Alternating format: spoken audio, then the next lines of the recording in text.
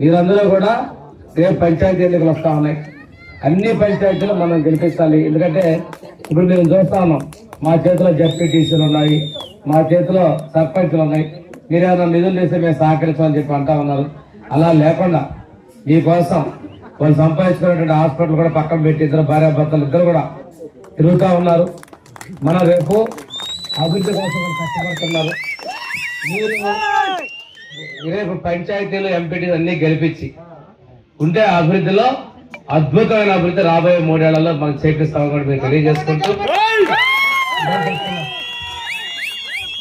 ఇందాక హాస్టల్ తెచ్చారు, తర్వాత మోక్ష ప్రాజెక్ట్ చెప్తున్నారు, అదే మొగలిగొండ ప్రాజెక్ట్ చెప్తున్నారు, రిజర్వాయర్ ప్రాజెక్టు.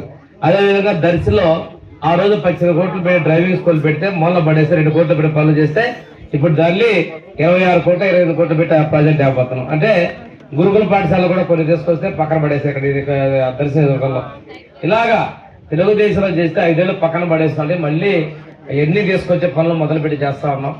ఇంకోటి మీరందరూ కోరుకున్నట్లుగానే ఈ ప్రాంతాన్ని కూడా ప్రకాశం జిల్లాలో ఉంచడంలో కూడా